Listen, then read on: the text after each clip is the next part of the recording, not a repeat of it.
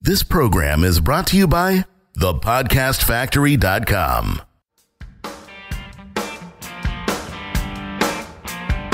Hi, my name is Igor Kheifets, and this is the List Building Lifestyle, the only podcast which delivers cutting-edge conversion strategies from the online trenches straight to your earbuds. Download the transcript of today's episode and all future episodes at listbuildinglifestyleshow.com. I also invite you to grab a free copy of the Wealthy List Builder Survival Guide at listbuildinglifestyleshow.com/survival. And now, once again, it's time to claim your list building lifestyle. Booyakasha! You're listening to another edition of List Building Lifestyle with the king, the czar, the sultan of solo ads, Mr. Igor Kheifets. What was that thing you shouted in the beginning? Booyakasha? What was that? Booyakasha! Big ups! What's that almost sounds like bevakasha, which is Israeli word for, which is Hebrew for please. Please? Like, please listen to me? Yeah. It's, what's it? Oh, Ali G. Booyakasha! Oh, right. That's not one of my most favorite characters. I give you that. I mean, I understand why he's funny, and I've seen the movies, but I think he's overrated. The only time I found him to be funny was when he was wrestling the fat guy. Oh, God.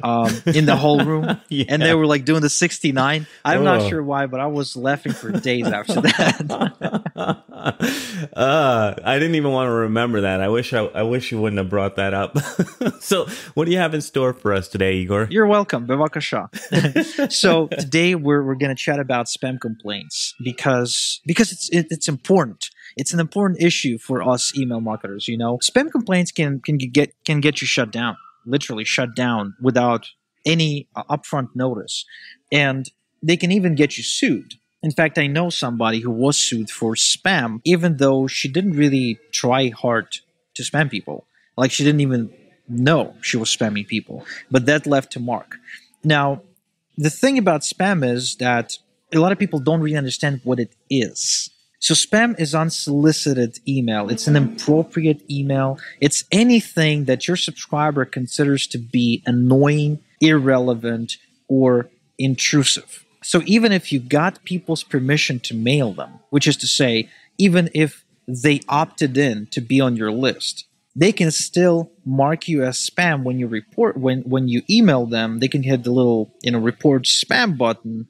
And the fact that they opted in to get emails from you will not help you, okay? Now, why would people do that? After all, I mean, you are sending relevant, high-quality, infotaining content that they requested. Why would they be dicks about it? Why would they hit the spam button? So the reasons may vary from poor expectations, like poorly set expectations, I should say, to forgetfulness. To subscriber stupidity. Like, sometimes people are just too stupid or too lazy to find the unsubscribe link, so they will hit the spam button believing that that's going to do the job. Other times, if you don't email your list often enough, they will forget about who you are, they will forget about signing up to your list, and they will hit the spam button because of that. Now, before you argue with me that how can it even be possible for someone to forget that they just opted into my list, well, I want to reassure you that it is possible. And I've had, we spoke about me creating my own information product several episodes ago. Well, occasionally I had people buying the product twice and asking for a refund because it only occurred to them that they purchased this after they bought it. Nice. Okay, so people do forget things, and you should kind of anticipate that.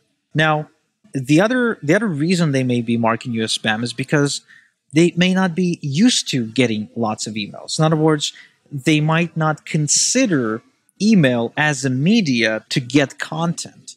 This is especially true for social media leads. And it's one of the reasons why I'm not a big fan of social media. Well, actually, not a big fan is a mild way to say it. It's why I fucking hate social media, lead generation.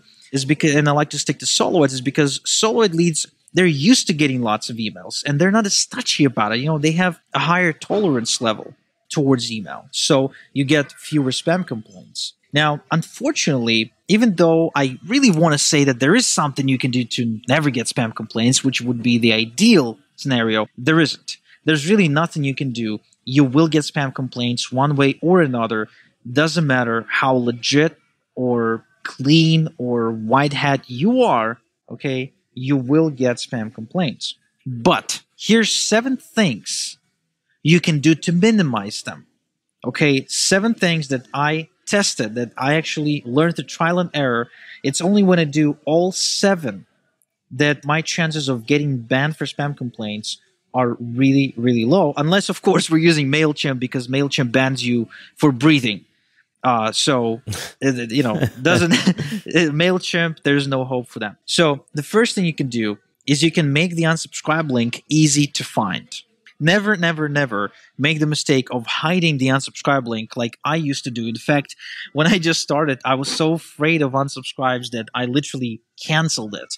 Like, I sent out emails having no unsubscribe link, and that got me banned pretty freaking fast. So now I understand the truth about unsubscribes is unsubscribes are better than spam complaints. You see, unsubscribes don't get you in trouble with anybody. Unsubscribe is a natural progression of somebody being on your list for a while and then deciding that they don't want to be on your list anymore. But if you hide the unsubscribe link, the next thing that they do is they click on the spam button. So don't ever hide it. In fact, make it super easy for them to find it by placing an extra unsubscribe link on top of the email. So before the content even begins, have an unsubscribe link that they can click on for one click or easy unsubscribe.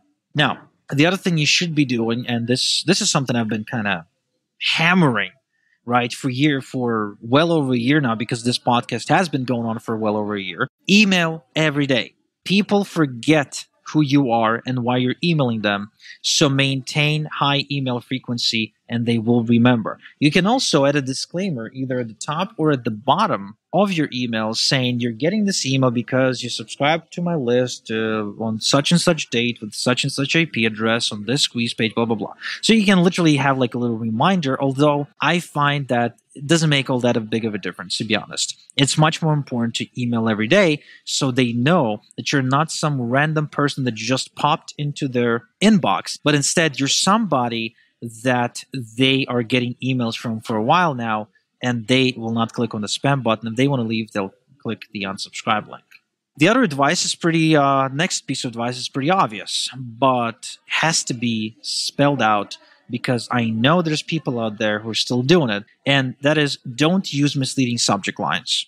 People do not like being tricked into opening your emails. There's a fine line between aggressive marketing and outright lying, okay? So don't cross that line. Take it from somebody who lost 11 accounts in the last 5 years. Don't try to trick people into opening your emails by saying something stupid like your commission check is pending or your PayPal account is about to get approved for the next commission payment and you need to click this link to verify. Okay, nice. Don't do any stupid crap like that. You will get banned immediately. Okay, and so you've been warned. The next thing you should do is drop the dead weight. What this means is that email addresses, they are not static. Sometimes they die off, sometimes they get abandoned, and sometimes they get transformed into spam traps. Spam traps are basically like in disguise email addresses that test email marketers for spam violations. You never want to have a list full of them, okay? And so what usually happens is email addresses that get abandoned are turned into spam traps to check who's keeping their list clean. So surefire way to lose your autoresponder account is to email a dead list full of these spam traps and full of these inboxes that bounce. So remove subscribers who haven't opened your emails for over 2 weeks. Now I know, it may seem like it's flushing money down the drain, but it's not. Trust me, it's going to keep your list clean and it's going to, keep your response from flatlining. And, Jonathan, I remember we spoke about this when we just started recording. I think I shared with you that you should be getting rid of the dead weight, and you told me that you haven't done it like 6 months. No, bro. The first time we spoke about it, I cut my list by 30%. And actually, the last time we recorded, something reminded me to do it again. I don't know what we were talking about, but I ended up cutting my list by about 50%. And then, of course, it made my numbers look better because instead of getting like 20% opens, I was getting 50%. But I have changed some things. I don't want to talk about that right now, but I always listen to your advice and then I go take action. Sweet. I'm proud of you. You know, I am genuinely proud of you, and I will ship you a gold medal. All right. Once we're done here. But cleaning your list and getting rid of all the dead weight is critical because the autoresponder companies actually love it. They love to see a list that's efficient, a list that doesn't send out dead emails. And there's really nothing better that you can do to get on the autoresponder good side than to actually tell them, hey, I'm exporting my list right now. I'm going to clean it. I'm going to get rid of all the dead emails, and then I want to re-import it again. You do it occasionally and watch how much they love you. Now, the other thing you should be doing is you should be suppressing AOL emails. What this means is that you should forbid, and by forbid I mean to just literally block using a software, anyone with an AOL.com email address to opt into your list. The reason you want to do that is because AOL users are spam happy. And, you know, AOL, I'm sorry, I'm not sure if it even hurts your feelings or whatever, but AOL users are just bad for business. Okay, they are creating so much havoc in my autoresponders that I simply do not allow them to opt in. Okay, if you want to do business with me, use Gmail. That's the only request I make. That's crazy, now, dude, because you, when we've talked off the air, you said some of your users or a lot of your best clients are up there in age, older folks, and I thought those people all had AOL addresses. Well, one would think, you know, but, you know, we do our best to avoid it. And if we see an AOL address, we do our absolute best to get a different email to communicate with. I definitely don't put that address on the mailing list because I know how much harm it can create. Now, the next thing you should be doing is you should be verifying your opt-ins in real time. People are sensitive about their privacy, and on average, 1 in 4 emails on your list will be invalid.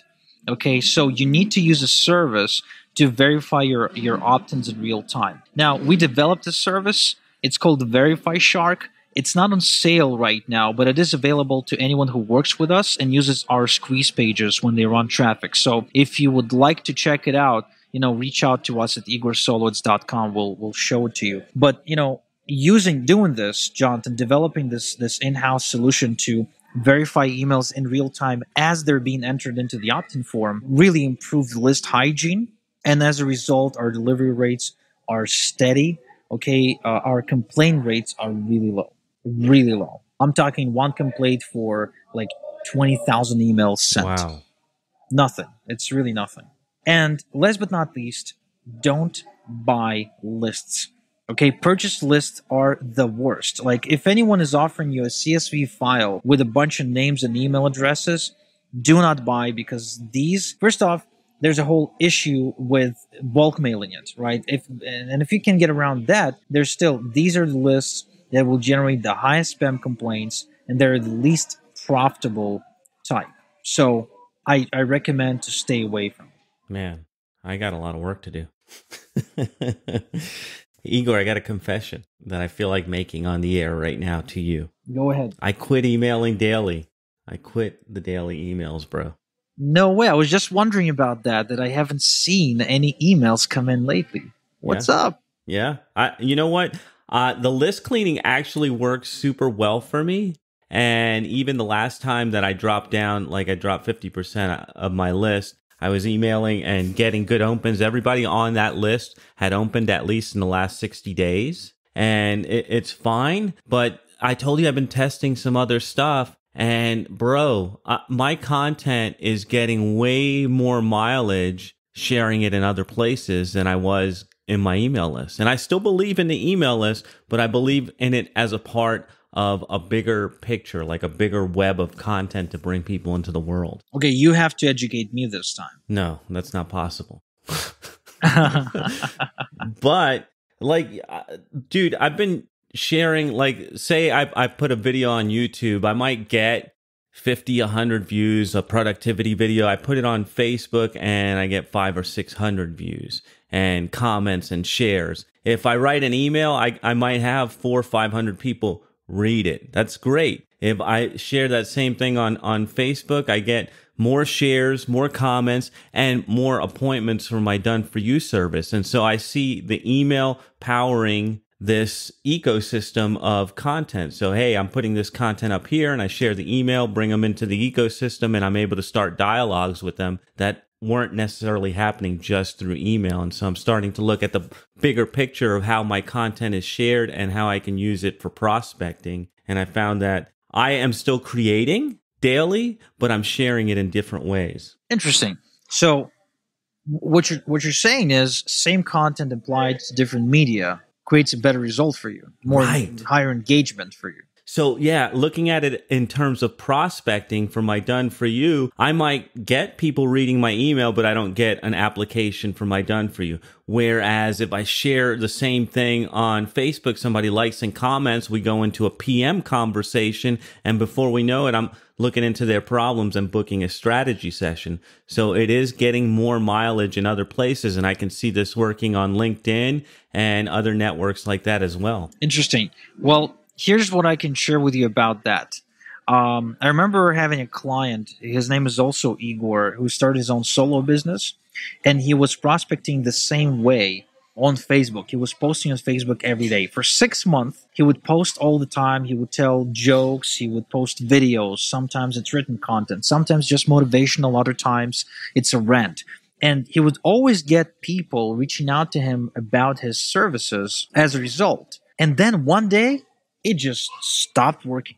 And this was true for me as well at one point. I remember doing a lot of this stuff for my coaching business, where I would put out a lot of content on my Facebook page, posting twice a day, putting out the kind of content I would usually put out in an email, right? I was really religious about it too. But then one day, it just stopped working. But what I can tell you is that I've never had to say the same thing about email. Like, email has been working consistently for years. So eventually I stepped away from social media, as you know, for that reason and other reasons too, as I've posted. But for me, when I hear you say that, I'm feeling, hey, use it for sure, like milk this strategy for as long as it lasts, but expect for it to end at some point. And when that happens, have a backup plan. Yeah.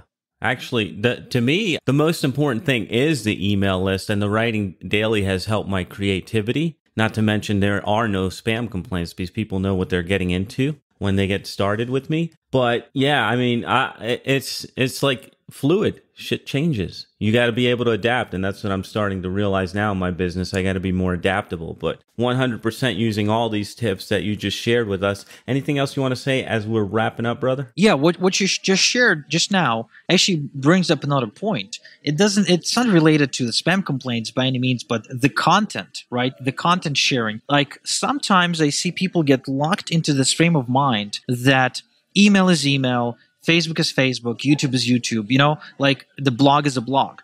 But the reality is that an email can be a YouTube video, a Facebook post can be an email, and a YouTube video can be a Facebook post. Like, whatever you're saying on video on YouTube could be put together in the form of an email, and a great email that really worked well for your list could be spoken out in front of a camera and be made into a YouTube video or a YouTube ad that you're going to use to bring in more customers. Yeah. That's the way I'm looking at it now, is just being creative and finding ways to get the content in front of people no matter how I do it. So I'm right with you there, brother. All right, so another list building lifestyle show is in the can. We will be back in your earbuds next time. Thank you for tuning in. Thank you for listening to the List Building Lifestyle. Make sure to subscribe on iTunes or Google Play to never miss an episode. Because who knows, just one conversion tactic we share on the show might double your list and double your business. Download the transcript of today's episode and all future episodes at listbuildinglifestyleshow.com. And don't forget to claim your complimentary copy of the Wealthy List Builder Survival Guide at listbuildinglifestyleshow.com/survival. This is Igor Kheifets, and until next time we talk, have a good one.